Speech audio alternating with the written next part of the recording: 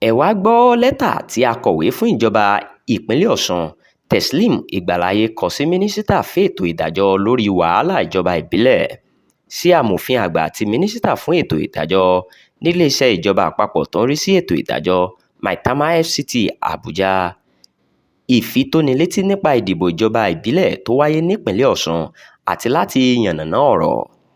Pẹ̀lú ìrẹ̀lẹ̀, mo fẹ́ rán yín létí nípa lẹ́tà kan tí ọ́fíìsì amòfin Musbau Adétúnbí SAN & Co kọ sí yín lọ́jọ́ 7 oṣù kẹwàá ọdún 2024 lórúkọ ìjọba ìpínlẹ̀ Ọ̀ṣun, nínú èyí tó ti ṣàlàyé pé látàrí òfin ètò ìdìbò tó pọn ní dandan láti fi ìkéde ọlọ́dún kan síta kí ìdìbò ìjọba ìbílẹ̀ tó wáyé, ìpínlẹ̀ Ọ̀ṣun yóò ṣètò ìdìbò ìjọba ìbílẹ̀ rẹ̀ lọ́jọ́ 22 oṣù kejì ọdún 2025.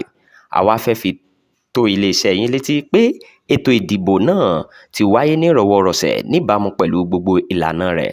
A dúpẹ́ púpọ̀ lọ́wọ́ yín.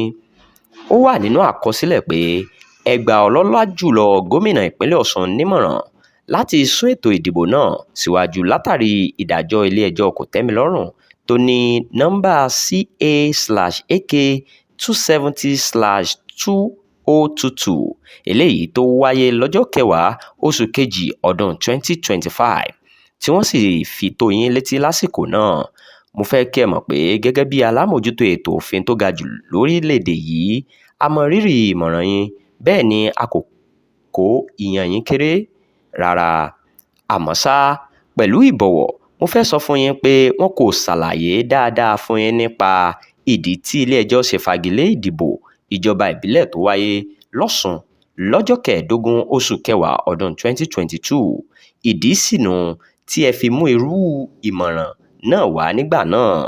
Nítorí èyí, mo fẹ́ yànnàná ọ̀rọ̀ ọ̀hún. Nígbà tí ìdìbò náà kù fẹ́rẹ́fẹ́ lọ́dún 2022, ẹgbẹ́ òṣèlú méjì, ìyẹn ẹgbẹ́ People's Democratic Party àti Action People's Party, gba ilé-ẹjọ́ gíga ìjọba àpapọ̀ tó wà ní ìlú Òṣogbo lọ lọ́tọ̀ọ̀tọ̀. Wọ́n ní àjọ tó ń ṣètò ìdìbò ìjọba ìbílẹ̀ lọ́sùn nígbà yẹn kò tẹ̀lé ìlànà ètò ìdìbò, pàápàá èyí tó ní ṣe pẹ̀lú ìkéde tó gbọ́dọ̀ pé ọdún kan. Ẹgbẹ́ òṣèlú àwọn alága àti kánsílọ̀ tí wọ́n yàn nínú ìdìbò ọjọ́ 15 oṣù kẹwàá ọ̀hún jẹ́ olùjẹ́jọ́ nínú ẹjọ́ méjèèjì.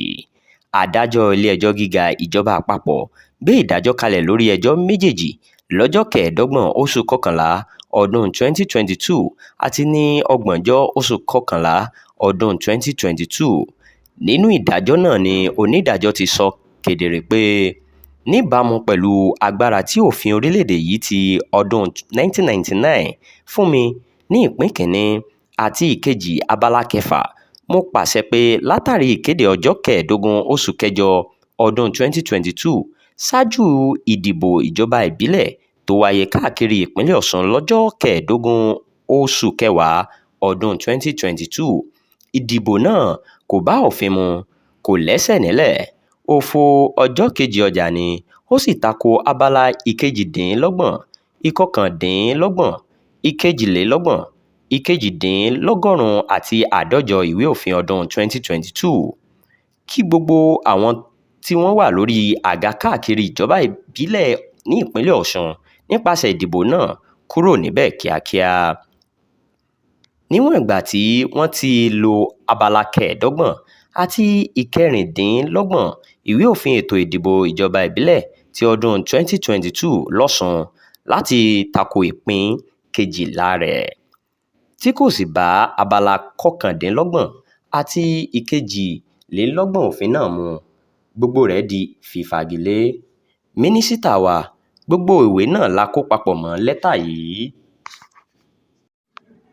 Ẹgbẹ́ òṣèlú APC tí ìmọ̀ràn yín yìí bá lára mu gbé ìdájọ́ méjèèjì lọ sí ilé-ẹjọ́ kòtẹ́milọ́rùn lọ́tọ̀ọ̀tọ̀. Àmọ́ ṣá, wọ́n mójútó ẹjọ́ wọn pẹ̀lú ẹgbẹ́ PDP nígbà tí wọ́n pa ẹjọ́ wọn pẹ̀lú APP tì. Ilé-ẹjọ́ kòtẹ́milọ́rùn fààyè gba ẹjọ́ wọn pẹ̀lú PDP pẹ̀lú àlàyé pé olùjẹ́jọ́ pé ẹjọ́ náà nígbà tí olùpẹ̀jọ́ kò tíì gbé ìgbésẹ̀ tí wọ́n sọ pé ó fẹ́ gbé. Ẹgbẹ́ All Progressives Congress mọ̀ pé àwọn kò lè rọ́wọ́ mú nínú ẹjọ́ tí wọ́n pe APP, ìdí nù tí wọn kò fi tẹra mọ́ ìgbẹ́jọ́ náà. tí wọ́n sì pa á tì lójú ọ̀nà.